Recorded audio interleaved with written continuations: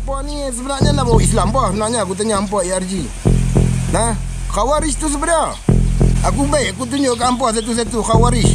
Muhammad bin Abdul Wahab tu Khawarij ke? Nah, jangan tunjuk sangat kata hampa tu tak ada ilmu.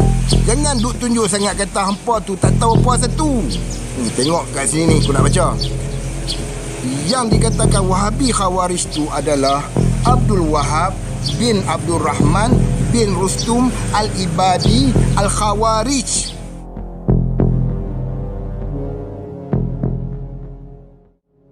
Baik. Now, siapakah Wahabi? Hak ni soalan yang popular ya. Kadang-kadang saya dapati tengok dalam Facebook, dalam mana-mana bila orang berbincang isu Wahabi, panjang dah ya. Dah sampai 2-3 kajang lah kita kata perbincangan tu. Tahu masuk satu hamba Allah, Wahabi tu siapa? Siapa Wahabi? Wahabi tu apa? Dia tanya soalan basic balik. Soalan Wahabi 1.0 balik. Padahal kalau dia mau ambil tahu, dia boleh ambil tahu tentang siapakah Wahabi. Baik. Istilah Wahabi ini juga mengandungi ya nisbah di hujungnya tu. Sama macam Salafi. Asalnya Salaf jadi Salafi. Asalnya Wahhab jadi Wahabi. Yang membawa maksud pengikut Wahab. Iaitu kadang-kadang kat Malaysia orang panggil anak Pak Wahab ya. Sebenarnya Wahabi ni masih ada ya nisbah di hujung itu. Jadi yang dimaksudkan dengan istilah Wahabi adalah yang mengikut manhaj pegangan dan fatwa Syekh Muhammad bin Abdul Wahab. Jadi rupanya kalau kita tengok kenyataan ni, pengasas gerakan Wahabi adalah Muhammad. Adapun Abdul Wahab adalah ayah beliau. Adapun ayah beliau iaitu Syekh Abdul Wahab berbeza manhaj dengan anak beliau Muhammad. Namun adalah satu kebiasaan untuk dinisbahkan pengikut seseorang kepada nama ayah, datuk atau keturunan seseorang. Kan kita dah lihat tadi Syafi'i, padahal nama pengasas Muhammad. Tidak dikatakan saya bermazhab Muhammadi. Hambali, padahal nama pengasas Ahmad. Tidak dikatakan saya Ahmadi. Jadi ini biasa. Tapi benda biasa macam ni pun Wahabi menjadikannya sebagai alasan untuk mengalih perhatian. Kata dia, Ustaz, kami pun tolak Wahabi juga pasal mereka ni adalah golongan yang sesat. Mereka ni golongan yang mengkafirkan umat Islam. Kami pun tolak Wahabi. Jadi kita jangan terperanjat kalau mereka itu berpegang seperti pegangan Wahabi, tetapi mereka juga mendakwa mereka menolak Wahabi. Mereka cuba putar belit dekat sini. Yang mereka maksudkan tolak Wahabi adalah mereka menolak Abdul Wahab bin Rustum ya. Abdul Wahab bin Rustum ni dia adalah Khawarij. Dia mengkafirkan umat Islam. Kan kita tahu pegangan Khawarij ni dia keras ya. Kalau kita ahli sunnah wal jamaah, orang Islam yang buat dosa besar dia fasik. Tapi kalau bagi Khawarij, bila dah buat dosa besar tu jadi kafir. Kemudian Abdul Wahab bin Rustum ni sebagai Khawarij, itulah ciri Khawarij, dia memberontak terhadap pemerintah umat Islam.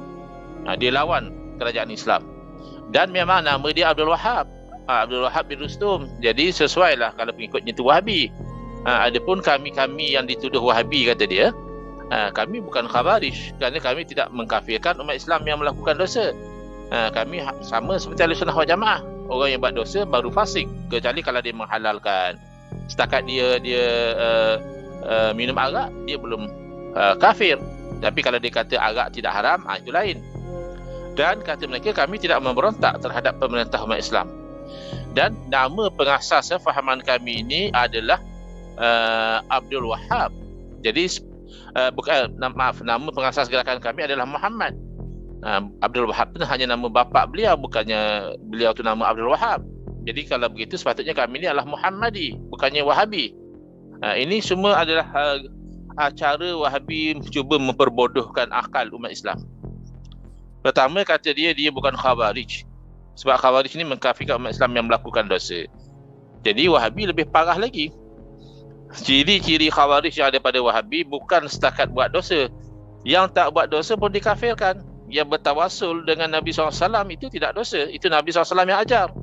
Itu amalan para sahabat, itu amalan para ulama. Lebih teruk daripada Khawarij yang mengkafirkan orang Islam melakukan dosa besar. Wahabi mengkafirkan orang Islam yang melakukan perkara yang diperintah oleh Nabi sallallahu alaihi wasallam. Kemudian dakwaan konon yang mereka tidak memberontak terhadap pemerintah umat Islam itu hanya sekarang, setelah mereka ada pengaruh pada kerajaan-kerajaan tertentu, maka mereka tidak melihat kepentingan untuk memberontak. Itu pun kalau kita lihat golongan ISIS yang berpahaman Wahabi, mereka masih memberontak melawan kerajaan-kerajaan umat Islam. Kemudian pada peringkat awal kenaikan gerakan Wahabi ini, memang mereka melawan Khilafah Utsmaniyah. Mereka berperang dengan tentera-tentera kerajaan Islam sehingga mereka berjaya menawan Makkah dan Madinah, sehingga khalifah pada ketika itu terpaksa menghantar tentera-tentera Islam daripada Mesir untuk mengambil semula tanah suci Makkah dan tanah suci Madinah. Jadi ini adalah penyelewengan fakta oleh golongan Wahabi, jangan terpedaya. Mungkin sebahagian pernah lihat jadual ini. Dan yang nombor 3 itulah yang paling kelakar, ada pula oleh kerana nama dia Muhammad, tak mungkin mereka itu Wahabi. Ini kan biasa, kita dah terangkan. Nama Muhammad bin Idris rahimahullah, pengikutnya dipanggil Syafi'i. Nama Ahmad bin Hanbal rahimahullah, pengikutnya dipanggil Hanbali. Dan memang Muhammad bin Abdul Wahab ni, sebagaimana biasa orang Arab, dia kadang panggil Abu. Abu apa? Pak siapa? Dia kadang dia panggil Ibn, anak siapa. Jadi Muhammad bin Abdul Wahab ni, dia oleh kerana bapa dia orang alim, ulama, maka tentulah dinisbah pada nama bapa. Ibn Abdul Wahab, Ibn anak Pak Wahab, akhirnya pengikut dia jadi pengikut pada anak Pak Wahab. Itu jadi Wahabi.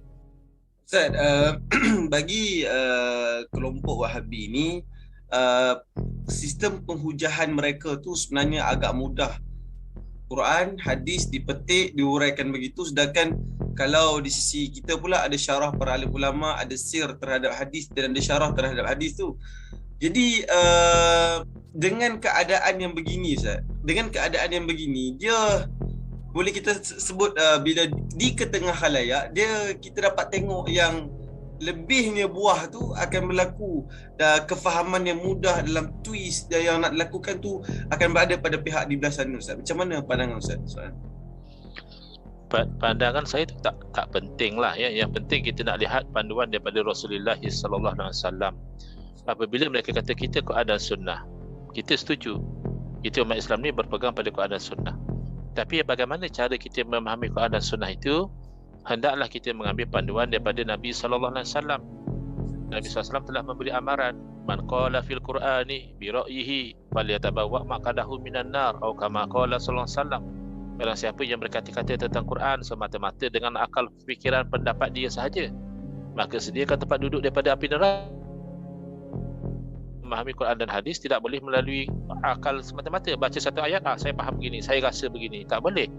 Bahkan kalau kita lihat dalam kefahaman hadis, Nabi SAW memberi amaran atau memberi peringatan, Inna Allah la yakbidul ilma intiza'an yantazihu anil ibad. Allah Ta'ala tidak akan mencabut ilmu dengan cara Allah sentap tarik daripada hamba-hamba, tidak. Walakin yakbidul ilma biqabdil ulama. Akan tetapi Allah akan cabut ilmu dengan cara Allah matikan ulama. Jadi kalaulah ilmu ini, agama ini tak perlu kepada ulama, tidak akan ilmu tercabut semata-mata kerana ulama mati. Quran dan hadis kan masih ada. Sepatutnya ilmu tercabut dengan terangkatnya Quran dan hadis. Ini Quran dan hadis masih intact, tapi ilmu sudah terangkat. Maknanya pintu untuk faham Quran dan hadis itu adalah ulama. Hatta lam yubqi aliman ittakhadhan nasa ru'usan juhala. Bila Allah tidak lagi meninggalkan satu orang alim, maka manusia pun ambillah orang jahil sebagai ketua. Fasu'ilu, lalu mereka ditanya, fa'aftau, lalu mereka tak segan keluar fatwa. Kan sekarang ada pilot keluar fatwa, tukang masak keluar fatwa, artis baru hijrah keluar fatwa. Fa'aftau fadallu wa'adallu. Lalu dengan itu mereka sesat dan menyesatkan. Jadi jelas cara Wahabi itu memang menarik kepada nafsu. Saya baru hijrah, saya dulu menyanyi, saya dulu maksiat, tiba-tiba saya berhijrah, tiba-tiba dengan manhaj Wahabi saya boleh baca Quran, berfatwa begitu begini. Itu kan seronok dengan nafsu. Tapi kalau dengan manhaj Ahlussunnah wal Jamaah, saya nak kena mengaji dari bawah, saya nak kena pandang diri saya ni jahil, saya nak merasa diri saya hina, kan tak seronok. Sebab itu saya secara pribadilah, tak tahulah yang hakikat saya tidak tahu.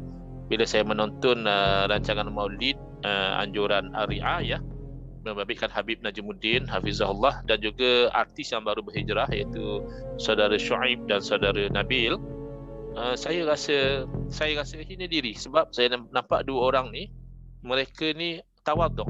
Bila mereka berhijrah, mereka rasa mereka tak ada ilmu, mereka merasa mereka ketinggalan, mereka rasa alangkah eloknya satu masa apa yang mereka hilang ni diganti oleh anak-anak mereka jadi ulama. Saya dengar saudara Nabi cakap tu, saya pun rasa macam nak menangis.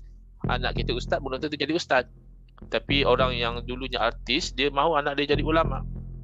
Jadi ini yang tak ada pada orang yang bila dia berhijrah, dia pergi kepada manhaj Wahabi. Kita sendiri mungkin menghadapi dia jadi keras, orang semua salah, kamu ni sesat, kamu ni taksub mazhab. Tengok akhlak mereka tu pun sudah rosak. Jadi memang nafsu suka benda macam itu. Tak perlu kita nak mengaji susah-susah, hanya kan kita baca dan kita tafsir sendiri, itu nafsu suka. Tapi kita berperanglah kepada sunnah Rasulullah SAW, iaitu memahami agama melalui kefahaman para ulama.